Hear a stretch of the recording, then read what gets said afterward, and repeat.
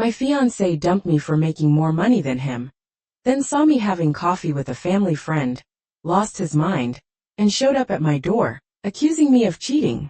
Hey everyone, I'm 28 and had been with my fiancé, Alex, 34, since 2020.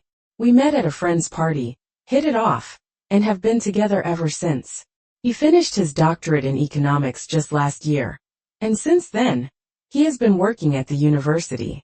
I have my master's in media sciences, and decided to start working instead of going for a PhD.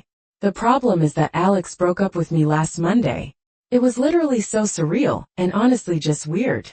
For the past few months, he'd been acting strange. He was making demands, and then dropping them immediately. A few examples. He told me we were going to paint our walls back from dark green to white. When I asked why, he just said, "For heaven's sake, forget it," and never brought it up again. Even when I asked another time, he came home and got mad because I was sitting on the couch with my head covered in a blanket. I had cramps, and he was upset because I was just sitting there watching Netflix. Mind you, the house was spotless. When I tried to talk about it, he said, "Forget it, it's not a big deal." This kind of thing became common. Every time I tried to communicate, tried to figure out what was going on, whether it was something I did or maybe he was just stressed at work, he would just say everything was fine. But he was clearly seething with rage. I didn't even have to do anything. He would find something to complain about: the apartment, clothes, me, work, etc. So I gave him space, which apparently was also wrong. I told him I was going to help my parents with repairs for a few days. And somehow that was also wrong because he wanted to renovate the apartment too. On Monday, I got a text saying we needed to talk. I knew what was coming, and after the last few months, I had made peace with it. When I came home, he was sitting on the couch. He didn't even wait for me to take off my jacket before saying, "I want to break up." Then the verbal diarrhea started. He told me he resented me first because I didn't pursue my academic career further, even though I was capable, and he didn't want to upset me at the time.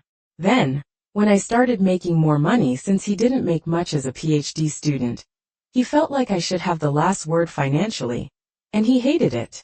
Mind you, I never said anything like, "It's my money, so I have the final say."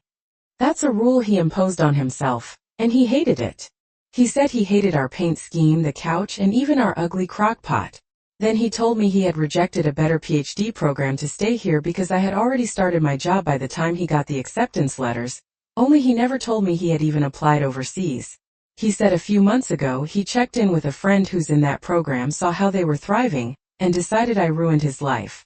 He said I had too much control over his life and that he hated the idea that I could just decide not to pay for things and abandon him over. I honestly don't even know what that means. He also said he hated that all his friends loved me and didn't let him vent about me. Then he said again, "I'm done." I was floored. I had already made peace with the idea that we were ending, and it hurt, but after that rant I was just disgusted. I looked at him, probably with a disgusted expression, and said, "Okay." He lost it.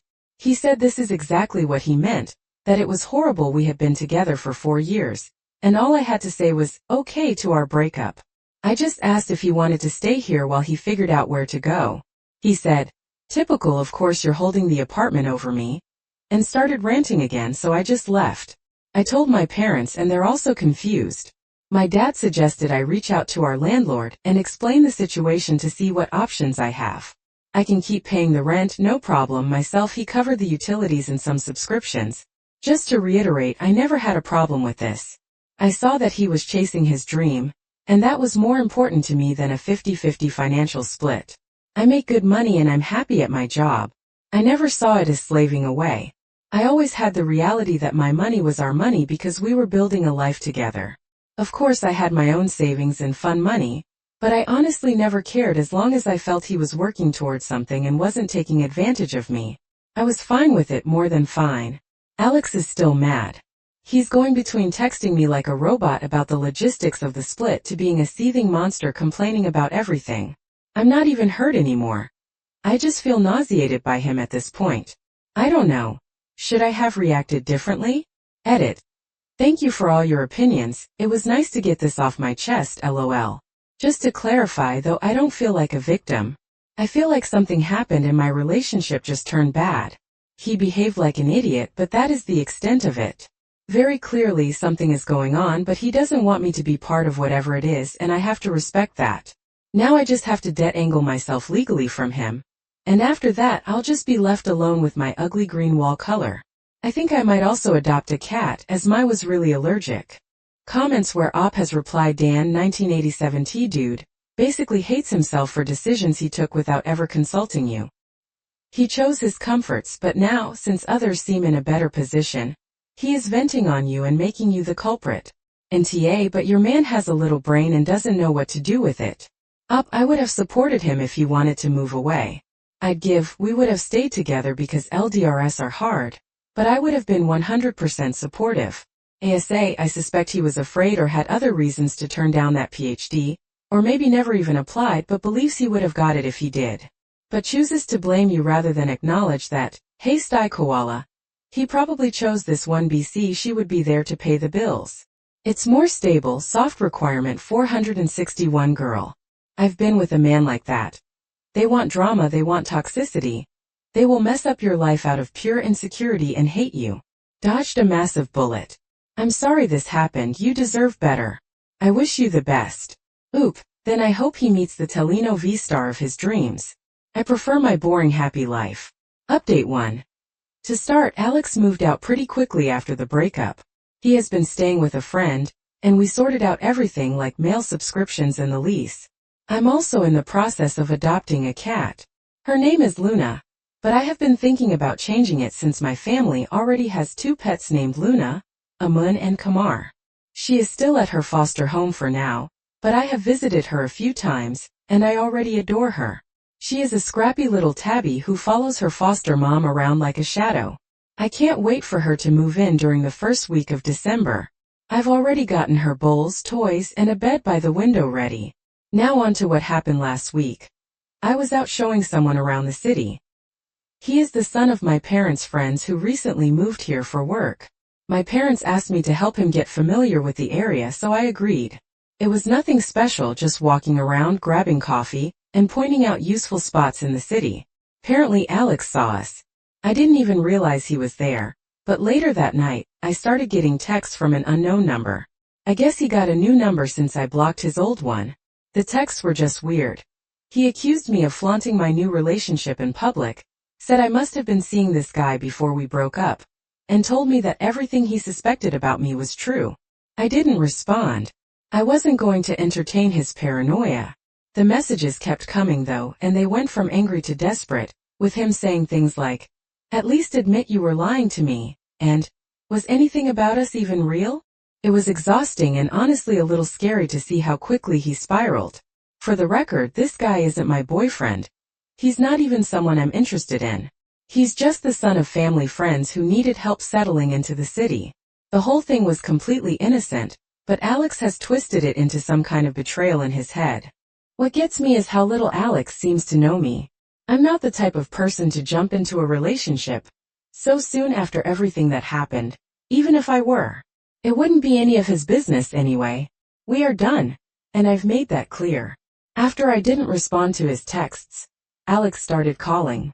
I didn't pick up, but the voicemails were a mix of angry rants and desperate pleas. I ended up blocking his new number. It feels ridiculous that I have to keep doing this, but I guess this is where we are now. This weekend, I went out to a bar with my friends. A few hours in, guess who walked in? Alex. I don't know if it was a coincidence, or if he followed me there, but as soon as he spotted me, he came straight over. He was clearly upset, asking to talk, and I told him no. My friend stepped in, and thankfully, he left without causing a scene. But it ruined my night. It felt like I couldn't escape him no matter where I went or what I did. When I got home later that night, I was completely drained. I had just started to relax when I heard a knock on my door. It was Alex, standing there in tears. He started crying, saying he missed me, that he didn't understand why I was doing this to him, and that he didn't know how to move on. It was like all the anger from earlier had been replaced with this desperate sadness. I didn't let him in. I told him he needed to leave, and if he didn't, I would call someone to make him leave. He begged me to listen, but I just closed the door.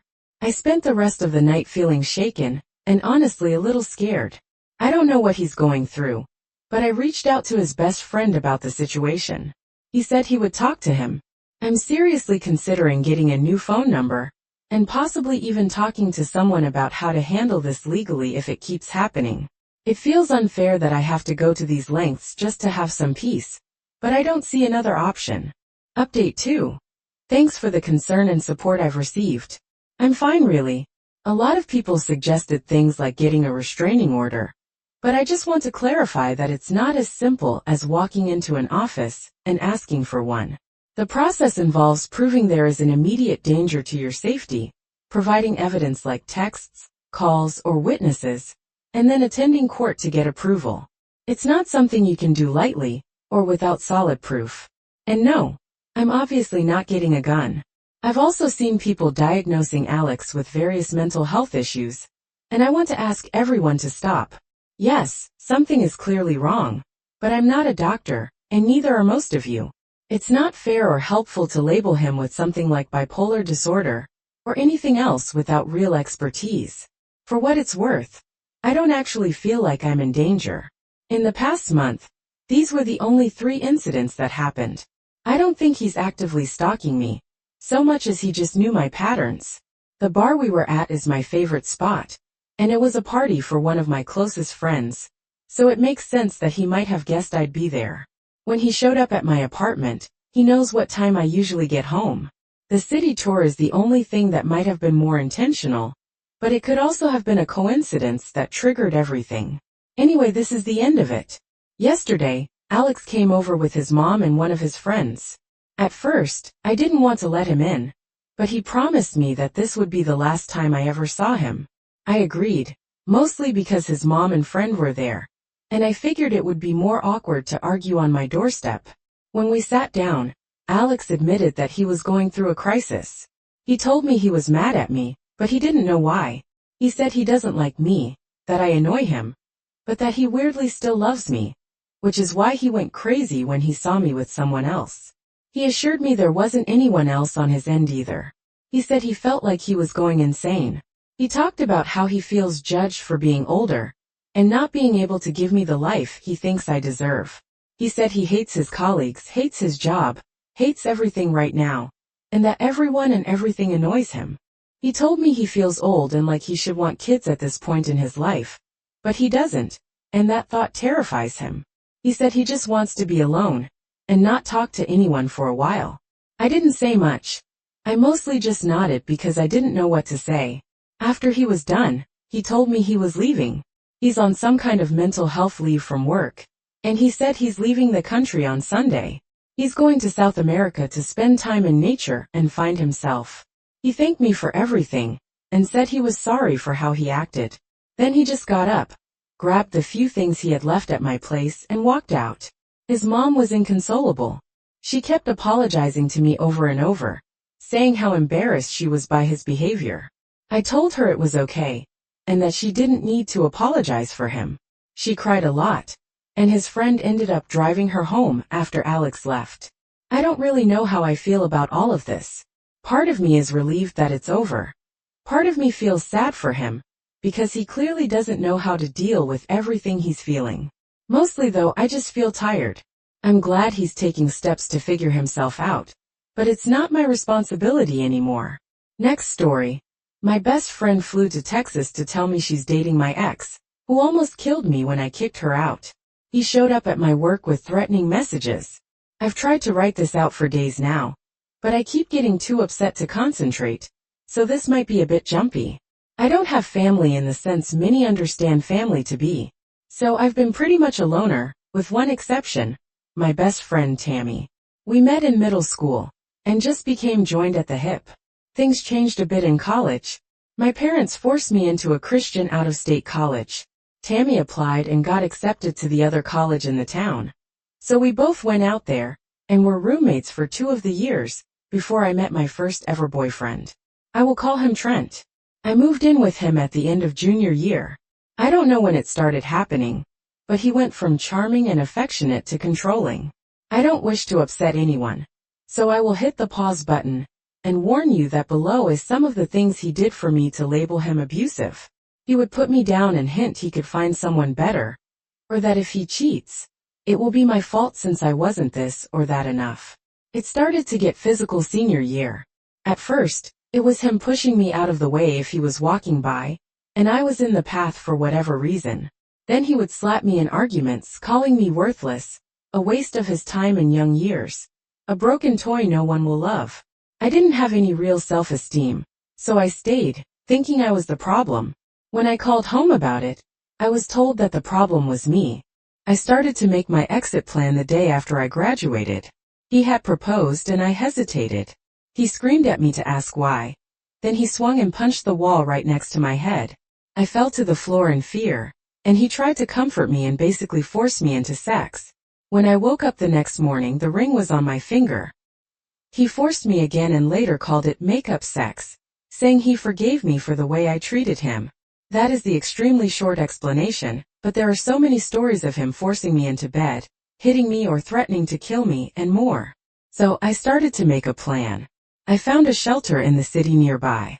I started hiding things in the trunk of my car. I was in the service industry then, and so I would take more shifts whenever I could and hide my cash tips in a box of tampons in my purse. Finally, I was ready and left him. I left my phone. I had a new, cheap one and never went back. Tammy knew him and lived near us, but she didn't know about my plan. She messaged me on social media, and I told her what happened, all of what happened. So when he came around, she played dumb, asking where I was. She was spinning the story that I was suicidal, and he was calling the police to find me. He never found me, that was years ago. I am now 36 and Tammy is 32. Trent is 38. Tammy became a bit religious, but I told her that as long as she is happy and safe, I don't care what she leans on in faith. She started to invite me out to her church 4 years ago, and I kept saying no, until I very firmly said if she brought it up again, I would just walk out or hang up. I'm not against anyone believing what they want. I just don't want or need to be sucked into it. I honestly do not mean any offense to anyone of any faith. I myself am just agnostic, and if that ever will change, I will decide on my own, but I doubt it will. She got a job 2 years ago overseas. I acted excited for her. And I was, but I was also deeply devastated without her. I had no one else by this time.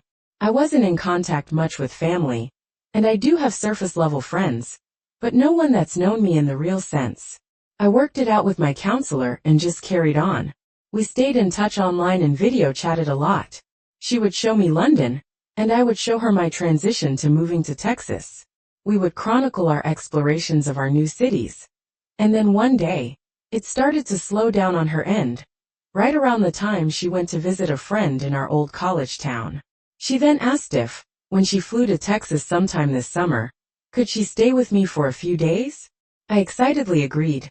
So early this month, just a few weeks ago, she came here. She was off the whole first day, but I figured she was tired.